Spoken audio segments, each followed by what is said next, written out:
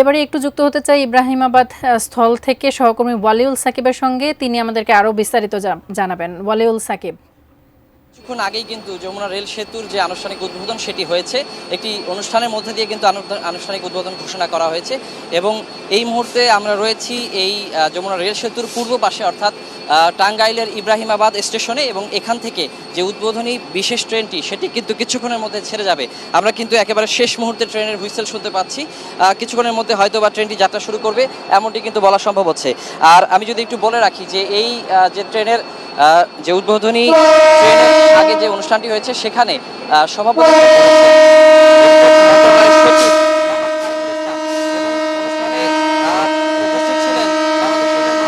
মোহাম্মদ আফজাল হোসেন, এছাড়া কিন্তু জাপানের রাষ্ট্রদূত তিনিও কিন্তু এখানে উপস্থিত ছিলেন। আর যেমনটি বলছিলাম যে ইতোমধ্যেই কিন্তু এই যে যমুনা রেল সেতুর যে উদ্বোধনী বিশেষ ট্রেন সেটি কিন্তু যাত্রা শুরু করেছে। আমি দেখানোর চেষ্টা করছি দর্শকদের যে যদিও এই যমুনা রেল সেতুতে প্রথম যে ট্রেনটি যাত্রীবাহী সেটি কিন্তু গত 12 ফেব্রুয়ারি রাজশাহী থেকে ছেড়ে এসেছিল সিল্ক সিটি, তবে আনুষ্ঠানিক যে উদ্বোধনী ট্রেন সেটি কিন্তু আজকে চলছে। আর এর মধ্যেই কিন্তু আনুষ্ঠানিক যে উদ্বোধন এবং ট্রেন চলাচলের যে স্বাভাবিক প্রক্রিয়া সেটি কিন্তু শুরু হচ্ছে। এবং আমি একটু জানিয়ে রাখি যে এই রেল সেতুটি দেশের দীর্ঘতম রেল সেতু।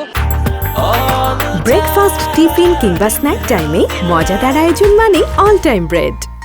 মোট 4.8 কিলোমিটার দীর্ঘ এই রেল সেতুটি কিন্তু এই যে পূর্ব পাশ টাঙ্গাইল এবং পশ্চিম পাশ যে সিরাজগঞ্জের সংযোগ করতে যাচ্ছে। এবং আমরা জানি যে এর আগে যে যমুনা সেতু ছিল সেখানের যে রেল চলাচল সেটি কিন্তু অনেক নিয়ন্ত্রিত গতিতে চলে এসেছিল সেতুটির ঝুঁকিপূর্ণ থাকার কারণে। তো সাধারণত সেই 20 কিলোমিটার বেগে চলতে 20 মিনিটের বেশি সময় লাগতো, তবে এখন এই যে নতুন রেল সেতু সেটি দিয়ে মাত্র 3 মিনিটেই কিন্তু এই পূর্ব পাশ থেকে পশ্চিম পাশে চলে যাওয়া যাচ্ছে। এখানে যে দুই প্রান্তের যেমন দূরত্ব কমছে তেমনই কিন্তু সময়ও অনেকটাই কমে আসছে। এবং একটু জানিয়ে রাখি যে এই যে রেল সেতুটি এটি কিন্তু মোট এখানে 120 কিলোমিটার গতিতে কিন্তু ট্রেনটি চলতে পারবে, তবে প্রাথমিকভাবে এখন কিন্তু 90 কিলোমিটার পর্যন্ত গতিতে ট্রেন চলার কথা রয়েছে। এবং এই সেতুটিকে কিন্তু আসলে বিশেষভাবে যে স্টিলের অত্যাধুনিক প্রযুক্তি দিয়ে নির্মিত করা হয়েছে এবং মোট 50টি পিলার রয়েছে, 49টি স্প্যান রয়েছে এই সেতুটিতে। এবং যেমনটি বলছিলাম যে এটি কিন্তু যে ডাবল ট্র্যাক রেল লাইনের ডুয়েল গেজ রেল সেতু, যদিও আপাতত এখানে একটি ট্র্যাক রেল লাইন চালু হচ্ছে এবং যে ডাবল ট্র্যাক রেল লাইন যেটি চালু করতে সেটি কিন্তু এটি নির্মাণ কাজ করতে হবে, সেটি রূপান্তর করতে হবে। যারা রেল কর্তৃপক্ষের রয়েছেন তারা আমাদেরকে জানিয়েছেন যে এই প্রাথমিকভাবে যে যাত্রাটা শুরু হলো সিঙ্গেল ট্র্যাক রেল লাইনের, এটিকে পরবর্তীতে হয়তোবা এই প্রকল্প হাতে নেওয়া হবে যেন এটিকে ডাবল ট্র্যাক রেল লাইনে উন্নীত করা যায়। এবং সেক্ষেত্রে পুরোপুরি এই রেল সেতুটি যমুনা রেল সেতুর সুফল কিন্তু তখনই পাওয়া যাবে, যদিও এখনই যাত্রীদের ভোগান্তি অনেকটাই কমে আসবে। যেহেতু আমি বলছিলাম যে মাত্র 3 মিনিটে কিন্তু এই রেল সেতুটি পার হওয়া যায়, সে কারণে যাত্রীদের অনেক যাত্রাপথের যে দীর্ঘ সূত্রিতা সেটা কিছুটা কমে আসবে এবং যারা দুই প্রান্তে রয়েছেন তাদের যে বাণিজ্যিক যোগাযোগ সেটিও কিন্তু বৃদ্ধি পাবে। অর্থনৈতিক ক্ষেত্রেও কিন্তু এই রেল সেতুটি ব্যাপক ভূমিকা রাখবে। তবে যেমনটি বলছিলাম যে পুরোপুরি যে ডাবল ট্র্যাক রেল লাইন চালু না হওয়া পর্যন্ত পুরোপুরি সুফলটি পাওয়া যাবে না।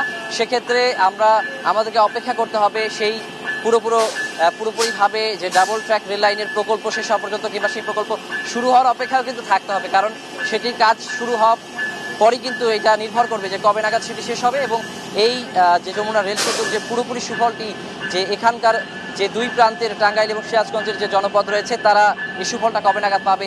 এছাড়া আমরা জানি যে উত্তর পশ্চিমাঞ্চলের সঙ্গে রাজধানী ঢাকার যে যোগাযোগটি সেটিও কিন্তু আসলে ভিন্ন মাত্রা পাচ্ছে এই রেল সেতুটির মাধ্যমে। এবং যেমনটি বলছিলাম যে এটি কিন্তু দেশের দীর্ঘতম রেল সেতু, কারণ আমরা জানি যে পদ্মা সেতু যেটি হয়েছে সেখানে কিন্তু পূর্ণাঙ্গ একক রেল সেতু ছিল না, সড়কের সেতুর পাশাপাশি রেল সেতু ছিল। তো শুধুমাত্র একক রেল সেতু হিসেবে এটি দেশের দীর্ঘতম রেল সেতু।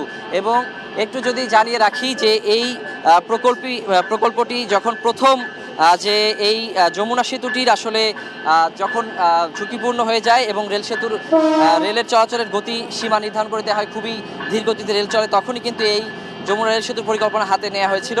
এবং 2016 সালের ডিসেম্বরে কিন্তু প্রকল্পের নকশা প্রণয়ন করা হয়েছিল এবং প্রাথমিক ব্যয়ে এখানে ধরা হয়েছিল ৯,৭34 কোটি ৭ লাখ টাকা।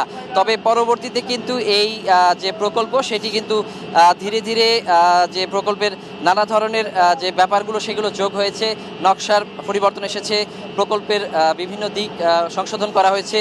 এখন কিন্তু সর্বমোট সর্বশেষ যে ৪.৮ কিলোমিটার দৈর্ঘ্যের এই সেতুটি নির্মাণ করতে সর্বমোট খরচ গেছে ১৬,৮০০ কোটি টাকা।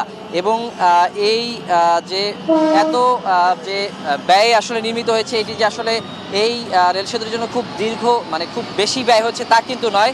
এটি কিন্তু আসলে প্রকৌশলগত যে বুদ্ধিদীপ্ততার কারণে এত কম খরচে আসলে এত প্রযুক্তির এই রেল সেতুটি নির্মাণ করা গেছে। এবং রেল কর্তৃপক্ষ কিন্তু আমাদেরকে এই রেল সেতুর ব্যাপারে আরেকটি দিক জানিয়েছেন যে এই সেতুর যে স্টিলগুলো এমন প্রযুক্তিতে বানানো হয়েছে, এই প্রযুক্তির কারণে এটি কিন্তু রঙও করা লাগবে না। এবং রেল কর্তৃপক্ষ জানাচ্ছেন যে মোটামুটিভাবে এই রেল সেতুটির স্থায়িত্ব ১০০ বছরের উপর হবে। তো ১০০ বছরের বেশি সময় কিন্তু এই রেল সেতুটি যে সেবাটি সেটি কিন্তু যাত্রী সাধারণ পেয়ে থাকবেন। এবং যে রেল চলাচলের যে দ্রুতগতির রেল চলাচলের যে ব্যাপারটি বলছিলাম যে ১২০ কিলোমিটার এই গতির একটি যোগাযোগের যুগে পদার্পণ করবে রেল, বাংলাদেশের রেলওয়ে।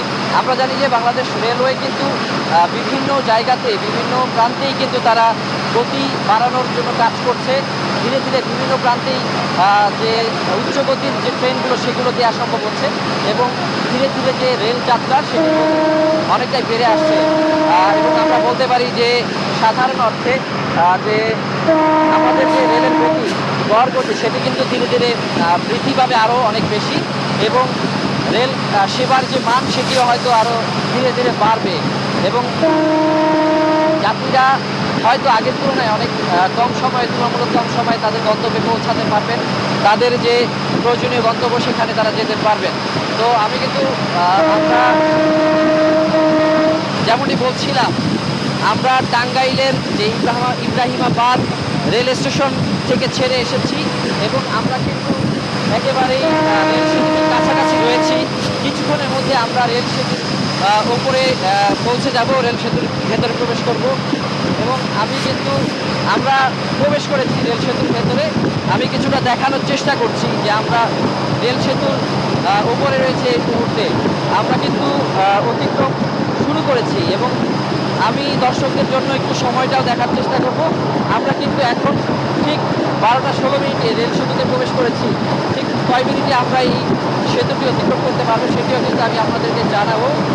এবং যেমনটি আমি বলছিলাম, আরেকটু জানিয়ে রাখি, এই যমুনা রেল সেতু মোট 50টি পিলার রয়েছে এবং 49টি স্প্যান রয়েছে এই রেল সেতুতে এবং বিশেষ প্রযুক্তির স্টিল দিয়ে এই রেল সেতুটি নির্মাণ করা হয়েছে।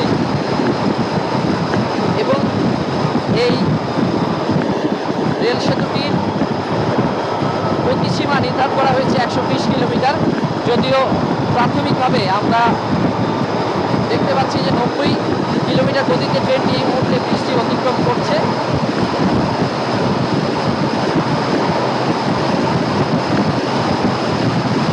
এবং প্রচণ্ড গতির কারণে কিন্তু বাতাসে আমাদের এই মুহূর্তে আমার কথা বলতে একটু সমস্যা হচ্ছে। তো আমরা যমুনা নদী দেখতে পাচ্ছি, যদি যমুনা নদীর উপর দিয়ে পার হচ্ছে এই যে উদ্বোধনী বিশেষ ট্রেনটি। এবং আমরা কিন্তু প্রায় মাঝামাঝি চলে এসেছি এই রেল সেতুটির। আমরা এই মুহূর্তে নদী পার হচ্ছি।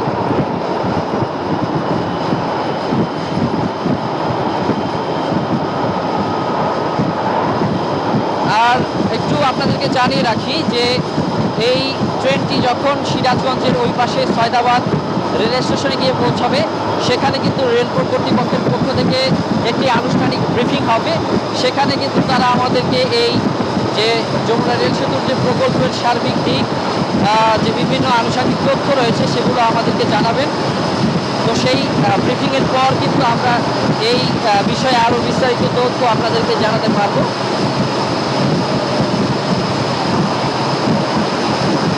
এই মুহূর্তে মুহূর্তে আমরা কিন্তু কিছুটা চরও দেখতে পাচ্ছি, যে যমুনা নদীর মাঝে মাঝে কিছু চর রয়েছে, চর লেগেছে। সেই চরের উপর দিয়েই কিন্তু আমরা এই মুহূর্তে অতিক্রম করছি।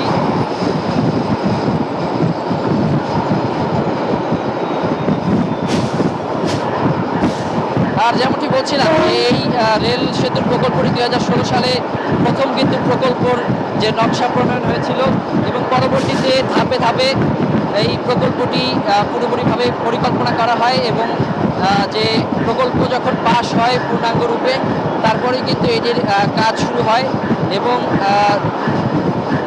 দীর্ঘ সময়ের কাজ শেষে এই জাপান এবং বাংলাদেশের যৌথ উদ্যোগে কিন্তু এই সেতুটি নির্মিত হয়েছে, এবং এর সঙ্গে কিন্তু অর্থায়নে ছিল